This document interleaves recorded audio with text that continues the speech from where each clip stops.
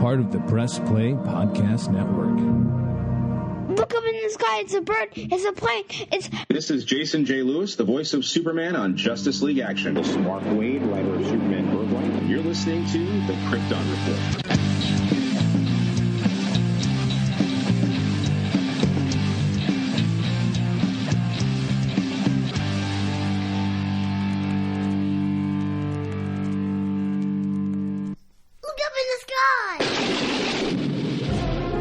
Welcome to Flash Week. Today's episode, we're talking The Flash, sorta, more Impulse, but we'll get into that. And since we're talking Impulse, we're talking Bart Allen from Smallville. I got my friend Zach Moore from Always Hold On to Smallville. Welcome, Zach. Hey, Tyler. Happy to be here. I'm glad, man.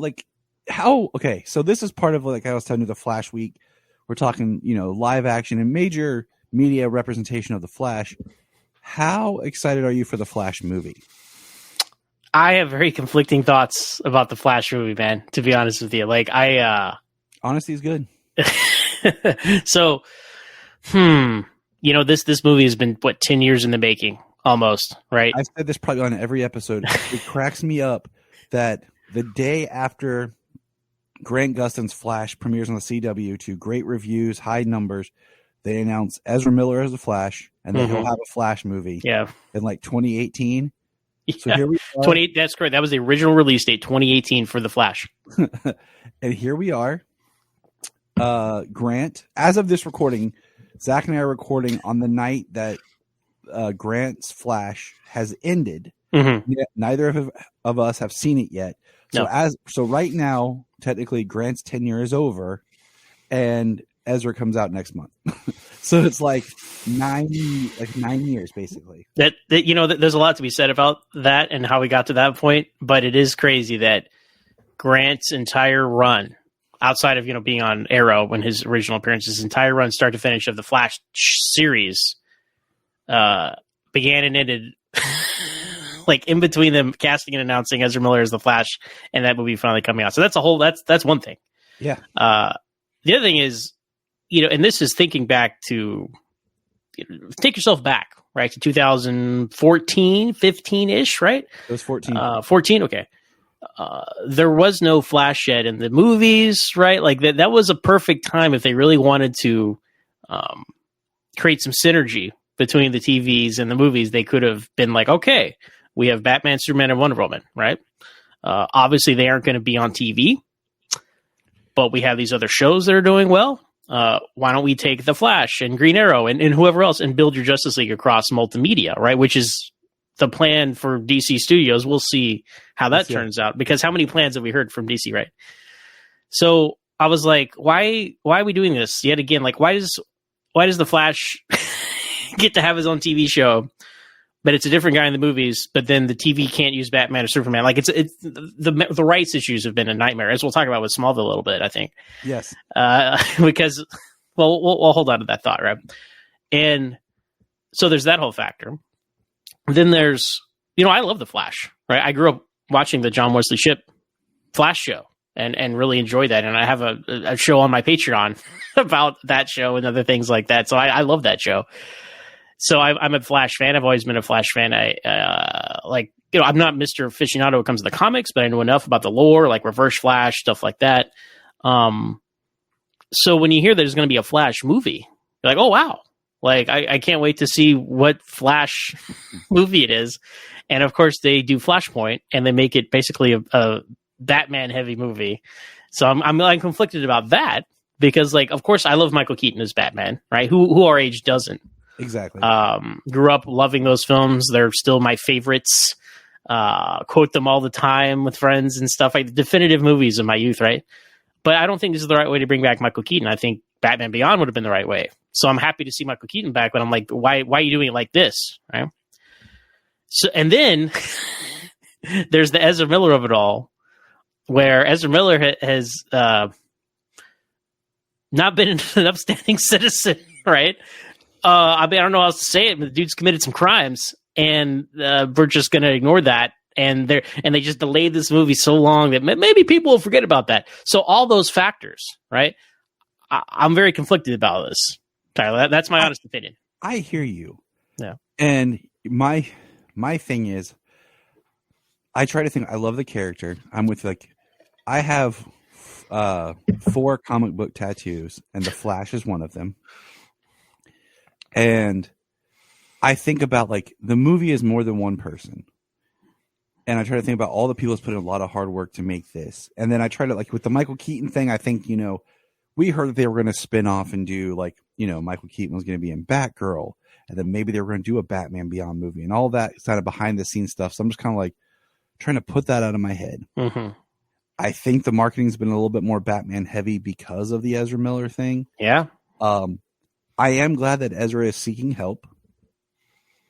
But I try, in the same vein of watching Smallville with the whole Chloe thing, is trying to separate the actor from the art, because this is here now. Will there ever be anything in the future with Ezra in anything? Because he had the whole Harry Potter Fantastic Beasts things going that kind of the last movie kind of didn't do so well. So I'm just I'm trying to enjoy the hype, because I think part of why I'm as hyped with this is the first big DC event film that my kids are a part of. So my daughter loves the Flash. She had a Flash theme for her 6th birthday in April. She is so excited. My son, last year we went and saw all the Keaton films, all 2 of them, on the big screen. So he's really liked Michael Keaton Batman. Mm-hmm. So he's excited too for it. So I think part of it is just the excitement that's around this really feeling like an event film that my kids are a part of too, for the characters that we love. But I get I don't think we should all just forget what Ezra did, but I do like the fact that it seems like Ezra's seeking help, mental help and everything. But I'm just trying to separate the actor from the stuff, because there's other people in here that I'm excited to see, like Sasha's take on Supergirl. Mm-hmm. I love Michael Shannon. To see him back is exciting, because he's very unexpected. Yeah. He's one of those actors that anywhere he pops up, I'm like, oh, man, he's always fun to watch in anything. Well, one of the best actors working today, no doubt. And I was surprised that General Zod is back in this, right? So we'll see. I mean, there's the Flashpoint story, which everybody does now. I mean, there are other. Yeah. I love Jeff Johns and his comic book work, and the Flashpoint story was a fun event.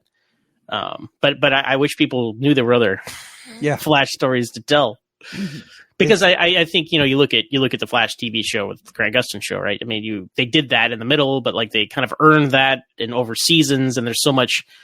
You think about we talked about how it's ending as of this recording tonight, this last 4-part arc, right? That first episode was brought back all these feels because his parents and the emotion and I don't think they're going to be able to recapture that to that level in this movie with these actors and characters and storylines that we've seen this Flash in Justice League. Yes. But that's it. Right. Yeah. So, and what kind of bums me out a little bit is I think Ron Livingston's a good actor, but one of my favorite scenes was the Henry and Barry scene in both versions of Justice League. Yeah. Because I thought Billy Crudup and Ezra did a great job. I agree. So the fact that Billy's not back as his father kind of feels like that little bit of emotion that we had earned in those films that really is key to his character is not going to be represented the same in this, because it is a different actor, and that does affect. It does. Things. I mean, that's the connective tissue between, like you said, there was so little of actual emotion to cling on to with that storyline, and now it's it's gone. And I don't like recasting, man. It's distracting, but. You got to do what you got to do. I can only. It's weird to me. I don't know how big a role Henry Allen plays in this movie, but I'm you got to think it's come on, Billy Crudup, you didn't have a week somewhere we could have worked this out. Yeah, Michael Shannon made time for this movie, and I do want to point out the irony in the fact that this year marks 10 years since Man of Steel, and Michael Shannon's back almost 10 years to the day, back as the same Zod in a scene. So it's kind of eerie. It's strange, especially for them. They're trying to move on past the Snyder movies, right? They have been. That seems to be what definitely is what they've been trying to do as a studio in different regimes there. And yet it's hey guys, remember Man of Steel? Yes. Like, I thought you were trying to make me forget Man of Steel. So it's strange, man. It's very strange. It is strange. And I'm excited for some things. I'm excited because the director today put out something that was interesting, and I won't say anything more. Which she should not have said. I can't. Why would you say that? Okay, so you know, I know we're not going to say what we know, right? But I 100% agree with you. Why would you?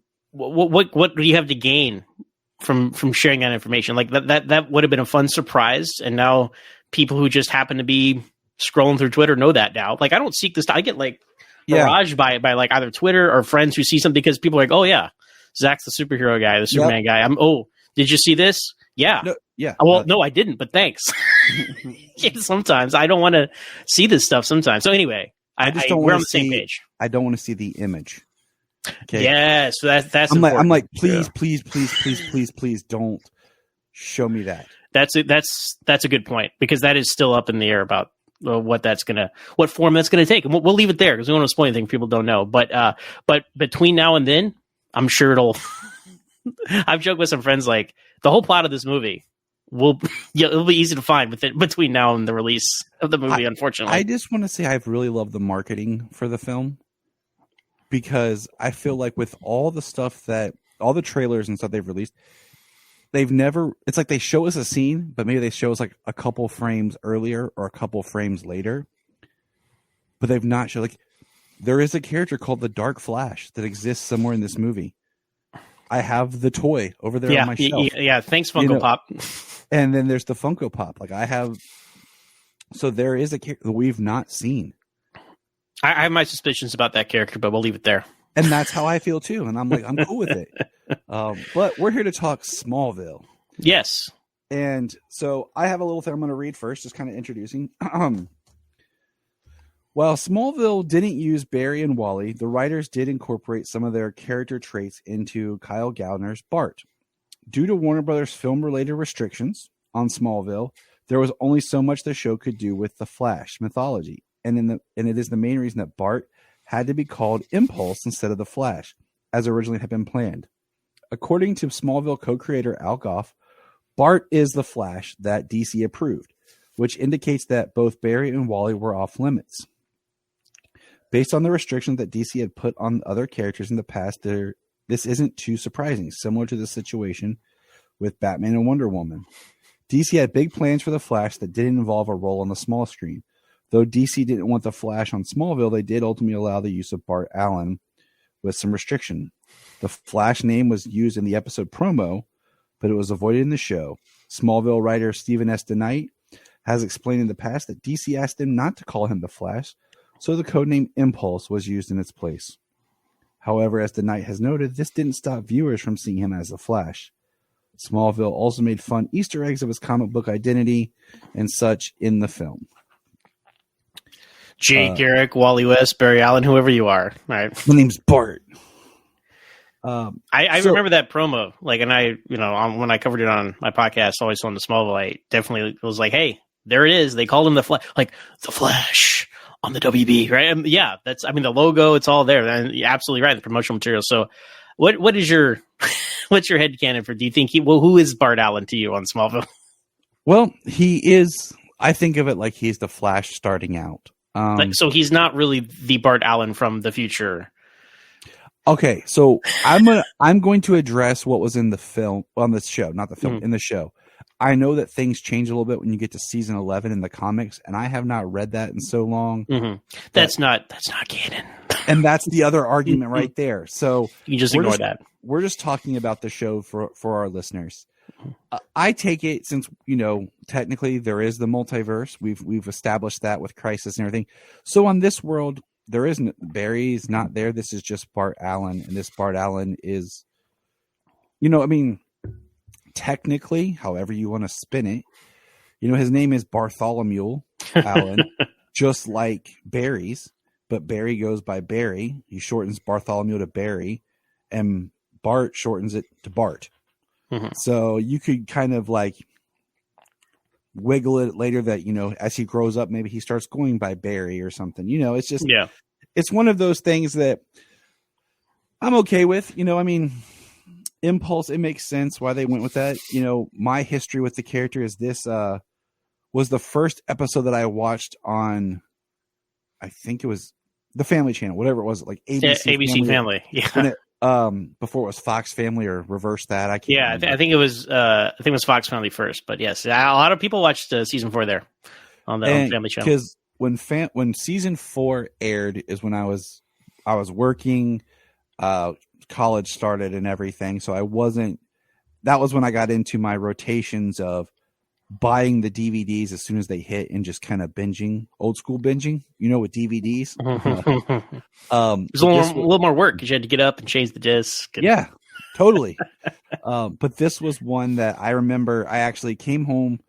I don't remember where I just came home and my mom and brother were watching TV, and the next show was Smallville, and it started, and I was like, oh, I was moving around like I wanted to watch it from the beginning, and we didn't have it. I don't think we had a DVR at the time. My mom was weird about that stuff.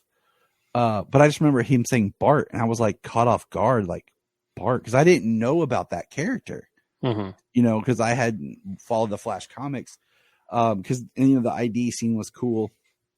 But yeah, in my head canon, it is the Flash. It's Smallville's version of the Flash, and as you were saying earlier, it's so weird because of how they're like, okay, this character can only exist on TV and this one can exist in the film, but then we have Clark Kent, but then we can do Superman Returns. Yeah. Because that's Superman and this is Clark, you know? The logic there is so strange. I'll never understand it. But now I think I am starting to understand it. With like how we have like 4 Batmans now, right? Yeah. I mean, it's. But now that's a little extreme, obviously. But it's like there should be a TV universe and a movie universe. I think that would be the easiest way to have avoided all this. I don't understand why there's conflict. Yeah, and I mean that's why I kind of see where you want to tell stories, and sometimes having the 2 versions is much easier than having them tied together. Especially 2 versions is great, Tyler, but like let them have 2 versions. Yeah. Like let them have 2 versions. That was the problem. There can only be 1 version, right? And that's why we didn't see certain things. It's not Highlander, but there can be only 1. Although this is a hot take. Like side note, I don't mind Batman not being on Smallville because Batman is literally in everything else. Like he's taken over DC Comics. So like I'm like, you know what? There's one corner of DC Comics there's no Batman, and it's Smallville. And they would have loved to have it. They would have, but that's what Green Arrow's function was. So I'm totally cool with that. And I am too, because it actually opened up people to get to know the character of Green Arrow, like using like some of the, I don't want to say smaller characters, but not as just cultural zeitgeist characters. Yeah, these are B and C-list characters, no doubt. So having them with your A-list Superman was great because people got to know these other characters. We already know Batman. We don't need Batman. And then we have the Arrowverse. Yeah, that would not have happened without Green Arrow being a main character on Smallville for 3 years and a recurring guest star before that. So. Yes. I became a big Green Arrow fan because of Smallville. Yeah. So Bart, technically, and this is one of those things like you think of the character like, oh, Bart's around. He's part of the show. Yes. He was only in 4 episodes. Technically. Yeah. Technically 3 episodes. Yeah. Because the 4th one is Icarus. Yes. And he's a stunt double. Yes. Because I was guy in the red hoodie. Because I was like rewatching all of them, and I was like, it's one of those things like he gets mentioned and a picture appears in other episodes, so it felt like he was more present. But he appears initially in Run, which is his big debut episode, mm-hmm. and then he appears in Justice, and then Doomsday, which you recently covered on the podcast, which I haven't got to listen to the episode yet. It's actually next one. Set aside some time on that one, though. Yeah. Oh no! When Anthony comes on to talk, you're just like, well, might as well put on the kettle, Well, a long one. it's not even. I know that we all kind of give him a hard time about that, but like he points out on that episode, my podcast has been getting just as long, and that's something we decided in advance. Like, all right, you need to block out 3 hours for this because that to both of us that was such a lightning rod of our fandom with the show. So it's a long one, so buckle up. But it's funny you mentioned that him in Doomsday, like he does nothing in Doomsday. He could have been anyone. Like he doesn't do. We speculated like, why couldn't we have like seen him run around Doomsday real fast? Or there's 100 things you could have seen him do. I'm like, clearly he just called whoever was available. Yeah, right. The actors. I'm like, all right, we'll plug you in here. It was just cool to have him back in this suit. Of course, yeah. But his big thing is Run and Justice. Like those are the two. Yeah. Bart centric, and we see growth. And I mean, one of my favorite scenes of all time in Smallville is when Clark's running after Bart at the end of Run, and he's smiling, and Bart's like starts running backwards. Yep, right. And he like takes off, and it really shows you the speed power difference of the power of the Flash, so who should be faster than Superman. And then and that's why one of my favorite comic panels is in Superman Grounded when Superman's talking to Barry in this case, and he's like, "I've come close to beating you before," and he's like, "That was for charity. Do you really think I was like pushing myself?" And then he like takes off, and stuff, and that always makes me smile because I'm like, yes, Superman. That's why it's iconic. That's why it makes me mad. Like, all right, Joss Whedon, you thought it'd be cool to do the Superman versus the Flash at the end of Justice League, but yet you have Superman flying, and every cover in every version of this, it's both of them running. Yeah, it's an unfair advantage to be flying. Absolutely. So I'm just like. No, that's absolutely correct. Like the Flash, he has speed. So if Superman is just as fast, then what's the point? Then the Flash becomes redundant. It's like he needs to be fast, and he can access the Speed Force, and also, I mean, he can run back in time like decades, right? As we'll see in the Flash movie, apparently, right? Superman. People like to dunk on the end of Superman the movie. He can fly back in time like 5 minutes if he's highly motivated. I don't mind that. It's power love, man. So I will fight you. I will fight on that hill about the end of Superman the movie. I know people like to poke fun of reversing rotation of the Earth, but look, that is just a 1970s visual representation of time travel. Okay. Anyway, I don't know. That just made me think of that. So I'm sorry for that rant. I was trying to think like. Bart was actually the Flash for a very short period of time in the comics, and like in the modern times, you mean? Yeah, like because I think it was only like less than a year worth of comics. Where did something happen to Wally, or why did he take over? I cannot remember. I'll be honest with you. There's just so many Flash because I've done mantles. so much reading and research, but Bart ascended to Flash for a short period of time where they aged him up. He was the Flash, but then he got back down. Of course, Jeff Johns came in and did the whole rebirth with Barry and all that.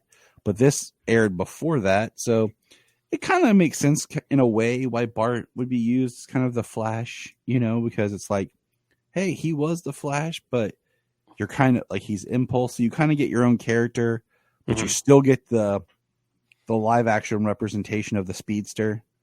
So, yeah, that's with David S. Goyer, like Ryan Reynolds movie, that was all the talk back then, and I believe Blade Trinity killed it for good reason. Let's see. I think I have somewhere in my notes it talks about, or I just X'd it because I was like, because you had that, and then we are what 2 or 3 supposed years from when we would have had Justice League Mortal, which was going to be 2009. I think because I think they were starting to film they were going to film in what 2007 because it was right around the writer's strike is what killed it. The last writer's strike, not the current one, as of this recording, unfortunately. Yeah, yeah. No, I mean, they were going to have Wally West and Barry Allen. It was going to be Smallville's Adam Brody. Yep. Was going to be Wally. And then Anton Yelchin from Star Trek 09. Oh, yeah, flip that. Adam Brody was Barry, wasn't he? Yeah, he was Barry, and then Anton Yelchin was going to be Wally West, the younger Flash, to take over. And this was around the time of Star Trek 09 and Terminator Salvation, and he would have been perfect. I love Anton. Rest in peace, buddy. Yeah, rest in peace. He's one of those actors that died tragically in something so stupid. Yeah, it wasn't. I mean, you hear about all these accidents and unfortunate circumstances that actors die young, and it's not like and no slight on anybody else, but it's not like he took too many pills or was doing something irresponsible. Like, dude was just out like on his mailbox and his car malfunctioned, and I mean it's a tragedy. And he was such a good actor. Like, you know, after he passed, my son and I were still watching Troll Hunter, which is an amazing show on Netflix. For anybody, I'm telling you, like, it's perfect writing. And, you know, they had recorded that, so like there were still recordings left of him after so like we're watching the majority of his post-mortem. Wow. You know, and I'm just like, man, he was just such a talent. So that's kind of like what was in the back of my mind when I'm thinking about where this is and what DC's plans are at the time, why Barry and Wally were kind of off the table. So what is your like just no Jay Garrick though? Yeah, see that kind of like threw me as like you could have done something more classic with Jay Garrick, you know, but well, I mean we haven't gotten there yet in my Smallville coverage, but Absolute Justice is coming up in season 9 because we're between seasons 8 and 9 right now in my podcast. And my dream casting would have been like, can we get John Wesley Shipp to play Jay Garrick? Like that would have been amazing. I mean, we got it later, but thank you, The Flash. But that just seems like such a strange miss because you already had established Bart, so there's a mythology there, right? Of the Flash, you could have leaned into that, but I think movie people. But why just let him use Jay Garrick? Nobody cares about Jay Garrick in 2009, 2010, right? Whenever that episode came out. I don't know. I think that was a missed opportunity, but fortunately, we got plenty of Jay Garrick later with John Wesley Shipp. But I mean, Smallville, you know, they did those legacy casting, and I thought that was a potential miss. He could have been one of the old timers in that. You know, he could have been there with Hawkman and Dr. Fate. In that footage where it was all like kind of be grainy, like the past. What year was that supposed to be, Tom? That's let's not even go there. I'll let you save that because how are they that old? But yet, like, is this the 80s? Nobody remembers that ever existed. Like no one remembers there was a superhero team. Yeah, I mean they could have taken a frame of footage from the Flash TV series or something even and put it in there just to wink at us. Yeah, absolutely. But what is your overall feelings just on Bart in general on the show? You know, I loved him in Run. Making him kind of younger and more immature suited him and suited the character. I liked, Smallville really brought its A game whenever there was another superhero. Mainly ones that like they come into Clark's orbit and then he like sets them on the right path and then they go on about their business. And I think all their intro episodes are very strong. Particularly Run with Flash and Aqua with Aquaman. I think those are both like, A plus episodes. Agreed. And it's funny. I was thinking the same thing. Like when you rewatch the show, like I do, and analyze and all this stuff, you're like, man, he was only in like 3 episodes because they mentioned Bart. His pictures around, right? That they talk about the league and Oliver's team and all that a lot. So it's in your mind, it's all going on and off screen, but just season 1, an episode in season 4, an episode in season 6, an episode in season 8 of over a 10-year show. It's like, wow, that's it. Fantastic Injustice as well. Great evolution of the character. The classic, like you got to keep running, you're going to die thing. The trap Lex puts him in. That's great. And then he just has nothing to do, unfortunately, in Doomsday. And that's it. So I look, as I said off the top, I love the Flash as a character. It was great to see him. He'll always be the Flash to me. I know they, like we said, they called him Impulse there. He didn't get to pick his name either. Huh? I like it because I like it. It's like maybe as he matures, they're like, okay, you can now we'll let you be the Flash. Yeah. You can choose your own code name. Yeah. I like that. And that's a reference to the fact that, we know that he's supposed to be different name. So I thought he was, I thought he was good. I just wish he was around more. I agree. And they had done more with him. I like that, he leaves. You always have that nice little plug like in Aqua and in Run where it's like, we should start like a club or a league or something. They always have that little nod like, Junior Lifeguard Association, bro. Yeah. And so and then, he comes back and, Clark's like, he's up to stealing. He's like, nah, man, I'm working legit. And yeah, you have that great like evolution of what he's done. And, the figure, I love that they did the Smallville figures from Justice. I wish they had done more Smallville figures. Do you have those? Yeah, I do not have those yet. So one day I found, so Bart was the first one I got. I found it. It was at the state fair. My mom and I were walking through like this section was like people who were like vendors and stuff. Okay. And I found the Smallville Bart, and that was the first one I bought. Then I bought on eBay Aquaman and Green Arrow. Then eventually I had to save up some money because Clark was always so ridiculously expensive, and I bought Clark. And then just this past February for my birthday, my friend and I were in Pennsylvania in a comic shop, and they had a bunch of open figures, and one of them was the Cyborg, and that was the last one I needed. And I bought that one. So now, yeah, I finally have the 4 nice man figures, right? Or 5, sorry. Yeah, with Clark, yeah, because I was like my Impulse figures here on my Flash collection, and then the rest of them are over there on my Smallville collection. Gotcha. But Smallville, I like Impulse Flash. Like, I think it's a great character. It works well. I like his costume. Like, I love the quote unquote hoodie look that all the characters got with the sunglasses. For Smallville, they worked together. I think they. I mean, Green Arrows works. Flash works enough. Because you can't make him look like Flash. He's got to be a little different, So he's got to be Impulse. But even Impulse's suit, there was no hood. Yeah, everything. I mean, he's not. I mean, they could have given him actual goggles, I guess, more like Impulse if they want. But everybody had the cool shades, this Oliver's. I mean, it made sense because Oliver made this team, right? So as underwhelming as I felt some of those costumes were, I mean, especially now, but back in 2006 when Justice came out, it was like mind-blowing stuff, right? And it really is quite an achievement. But it's like, okay, Oliver Queen made all these costumes. That's why they all look the same and have the hoods and the sunglasses. Like, that's fine. Like, you just got to let it go and know that, like, again, look around, like, the landscape of 2006. What else are we getting on TV? Like, Heroes, right? And there are no costumes there. So that's it. It was, and then you just think about the early 2000s period, like, you had the X-Men in the black costumes, and then they didn't always wear their uniforms. Yeah, I mean, mostly not. Well, Wolverine's costume is like his undershirt. Yeah. His tank top. Because even in the X-Men, the first film, like Wolverine's suit is he grabs an extra uniform of Cyclops's, and he puts it on, and he makes fun of them for wearing them. Would you prefer yellow spandex? Yeah. And then you had Spider-Man, which was, true to form.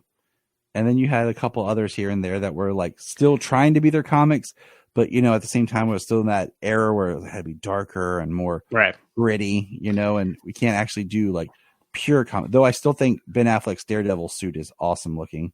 I love that suit. I like that movie. Hot take. Director's cut is obviously better. Yes. I'm going to say the director's cut really makes a lot of what made the theatrical cut awkward work. So. But I still enjoy it, like, for what it is. But, on costumes, do you remember, I don't know if you have this in your notes anymore, do you remember they were talking about that Flash spinoff show? Vaguely. Yeah, and I remember this from Krypton Site. So shout out to Craig Byrne from Krypton Site back in the day. And they would always talk about these spinoffs, and one of them was like going to be the Flash. And I don't know if it was before or after Run, because Aqua was so successful, they made that Aquaman spinoff show. This never got to that point, but there was like, yeah, it's a time traveling guy, and he's got like he's got a lightning bolt patch on his backpack, and I'm like, oh, like I do remember that now. So talking about the costume, like, think about what we could have got, like that, right? So that makes you appreciate what we did get with Bart's costume.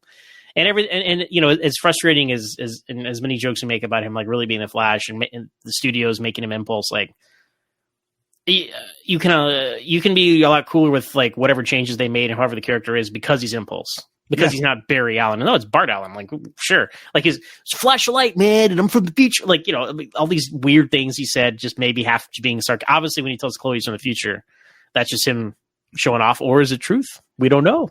He's a character that they planted enough seeds that if they really had wanted to, they could have explored. Like, at some point, season 10, Barry Allen shows up, and it's like, this is my grandson from the, like, yes. He would have been like, okay. Kind of like just in Henry James Olsen, Tyler. Yeah, that's what I was going to get to. Yes, kind of like how Mira shows. We never see Arthur meet Mira, but later when I think it isn't in season 9. It's Patriot 10. Season 10. I think. Okay, I couldn't. When Arthur shows up with Mira, they allude to a lot of stuff that's gone on off screen with his journey. Same thing like you just said with Impulse is he's Impulse. And just like the comics, he was Impulse, then he became the Flash. You could have had an episode where he, even like off camera, like Bart shows up, he talks about, yeah, I've been hanging with my uncle. And they're like, oh, that's cool. Your family? He's like, it's a long story. Or my grandfather. Like, what? Yeah. And he's like, it's a long story. And he's like, you know, he could have said the Scarlet Speedster or something, just kind of winking, you know. And we could have thought, oh, okay, cool. Like, but just having Bart on Smallville, I'm glad he's there. Oh yeah, I'm glad the Speedster representation and getting to move past the characters, but they played it safe by being Bart, so they had more liberties to do what they wanted to do. But I would have liked more. I mean, like I said, in the end, really looking at, you only really have 2 episodes really with Bart. Because he's not. He could have been anyone. He could have been Aquaman. Could have been knocked over by Doomsday. You know, it's just he does nothing, and it's such a missed opportunity. And I know they have their own budget. That episode has its own issues. It's, like I said, it's like we mentioned earlier, as you guys can go hear about it on our podcast. But they use him to his best potential in Run, and they use him to his best potential in Justice. Like those are fantastic uses of him as a speedster. And I, you know, they had hundreds of more episodes, so they had plenty of opportunity. I know Kyle Gallner, like, you know, he was in the Nightmare on Elm Street reboot. He's been in a lot of horror movies. Like that's kind of his thing, it seems. So maybe he was unavailable. I mean, I don't know, but I would have, like you said, like they brought in Aquaman back and expanded his mythology. It'd been perfect way to bring him back for some reason later on in the show, just to check in one more time. It would have been cool if he had been there with Clark during the Absolute Justice. It's kind of like Clark's teammate, you know, and having like the two teams. You think it's because they had Green Arrow like as a main character? They decided, we don't need more of these guys anymore. I kind of feel that. I mean, honestly, like you have a secondary superhero all the time now. Like, why do we have to keep bringing these in? And you mentioned Kyle. Like, I really hated that spoiler. Okay, I really hate that he died so early in Scream 5. Yeah, I was hoping for more from him. Yeah. I wanted to see more. And then I can't remember the movie off the top of my head. It was a movie he did about being in the band called The Fingers. I can look it up on IMDb where he's in a band. It was a really good movie, and I really enjoyed. He sang in the film and everything, and I really enjoyed that movie. And it's escaping me what the title is, but I've enjoyed when he pops up. And he's in The Haunting of Connecticut too, if I remember right. The Haunting is something. Yeah, that sounds right. Yeah, again, horror movies. That's his bag, it seems. Yeah, so. It does seem like that's where he pops up. He was just recently in Smile. Yeah, which ended up, I haven't seen that, but it's really successful apparently. So, so I think he is a good actor, and I like seeing him and stuff. So I don't feel like it's one of those acting chop things, you know, where it's like, we got this person, but they really aren't that, you know. So maybe it was because that was a good point about Green Arrow being back. That they were just like, yeah, we don't need to keep having these reoccurring people. Yeah, I mean, he was young, like when they cast him, and he brings that youthful energy, and it's like it totally worked. Like it just he worked as that character, and like Clark's younger brother. Like, yeah, exactly. Like whenever Clark had to deal with younger people, you know, it really worked. Like with that older brotherly thing, that Tom Welling really tapped into that, channeled that vibe. And that really worked for him and Bart, and they're kind of like bromance, and like continues for the first 2 episodes, and then he's just kind of there, and Doomsday, and like, sorry, Clark, we're gonna betray you. Yep, gonna get knocked out by Doomsday, and cry at Henry James Olsen's funeral. Here's a pitch for you. What could have been interesting: Bart comes back for an episode where he helps Connor, and kind of role reversal, where he's like the older brother to Connor, and like this, you know, kind of showing where he's matured and everything. That could have been a really nice like send off to Bart in episode season 10. He's a grandson of Barry Allen, right? That's what he's supposed to be in the comics. He was Barry's grandson. So I was trying to think of the dates. I'm like, oh, he could be with the Legion. I'm like, oh, that's too far. That's too far in the future. That wouldn't have worked, because I was thinking, oh, the Legion and other characters just disappear. Yeah, they are like they're good. Like, no, you could have done a lot of stuff with that, but no, you got to appreciate what you got, you know. And in Smallville at the time, like, hey, we're getting as close as we're going to get to the Flash, because you know there were rumors of that Flash movie for years, as we said, that never happened. finally getting one. Yeah, But fine. back then it was like, well, this is as close as we're going to get. And I guess it wasn't as mind blowing to see him run and stuff because we saw Clark running all the time, like because he didn't fly. So that's a big difference between the Clark and they really Superman. they didn't do like the Speed Force Lightning or anything that would. No. They were still just kind of doing that hyper, same, like you said, same as Clark, but it was still just cool to have him. Yeah, he had a little lightning trail and stuff. Like it was a little different, but they were just didn't, maybe they couldn't, but they did not go into the whole Flash mythology like they could have. So yeah. And so you haven't read season 11, you said? I have. You have. Okay. I read it when it first came out, and I know there's some things that go on about they retcon kind of who and what Bart is, and I was just like, you know what, we're not going to go down that rabbit hole because that to me, like you said, it's like it's not canon. You can take it if you want it, but it's not canon. So I'm just like looking at just how they did it on the show. No, I agree. People are like, oh man, if because Tom and Michael always talk about this animated show they want to do, right? And they're like, oh, are they gonna adapt season 11? Is it gonna be in continuity? No. It's not. Because season 11 is like, we're going to do whatever we want. And they're like, Wonder Woman, Constantine, our own version of Crisis, which conflicts with the Crisis that was filmed, which is canon. Which is canon, yeah. Batman, immediately, right? Yeah. They were like, this is our chance. How fast can we get to Batman, guys? Yeah. Anyway, and no slight to season 11. It was great to continue the show in that way. And I'm glad it exists, and it's more Smallville. It's more Smallville story. It's more Smallville merchandise. It's more Smallville content. But it's on the tiers of what matters, and like it's on a lower tier than the show. Yeah. Well, we're gonna put a pin in it there. Zach, thanks for being here and chatting a little bit, preparing for Flash Week. Everyone, check out Zach's conversation on the podcast on Always Hold On Smallville. Give them some plugs for your shows. Yeah, man. Always Smallville with 1S on Twitter. That's the mothership. And we got lots of spin-off shows. I'm on one of the spin-off shows, but because we got Always on Superman Lois. We have Always on to Arrow. We have Always on to DC's Legends of Tomorrow, and we have Always Hold On to Star Wars. So those are all the shows out there for everybody. And, we have a lot of Patreon content. So if you love those conversations and want to hear more, especially me talking about the 90s Flash and other Flash-related things, you can go to patreon.com/Always Smallville with 1S and check us out over there. But it's a lot of fun, and we got 2 seasons left of Smallville. We're in the home stretch right here.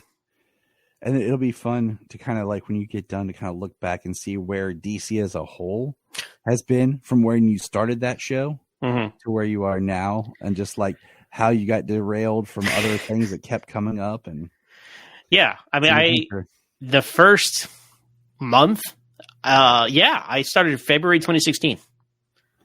So Batman vs Superman came out like a month into my show, and I've lived in the shadow of the DCEU ever since. So we'll see what the state of DC is when we finish season 10. All right. Well, thanks, Zach. And remember, everybody, look up in the sky and get ready to enter the Speed Force. Look up in the sky. We just want to say, if you've enjoyed this podcast, please check out other podcasts on the Press Play Podcast Network. If you are like Tyler and James and can't get enough super talk, check out these other podcasts. Digging for Kryptonite, Supergirl Radio, The Last Sons of Krypton, The Superboy Legacy Podcast, All-Star Superfans, Superman the Animated Podcast, The Aspiring Kryptonians, Always Hold On to Smallville, The Geek of Steel, and Truth, Justice, and Hope. Remember to check out Krypton Report on all social media platforms. Go to linktree.com/Krypton Report. You find all of our reports. This is Dan Jurgens, and if you want to have a good time, keep listening to the Krypton Report.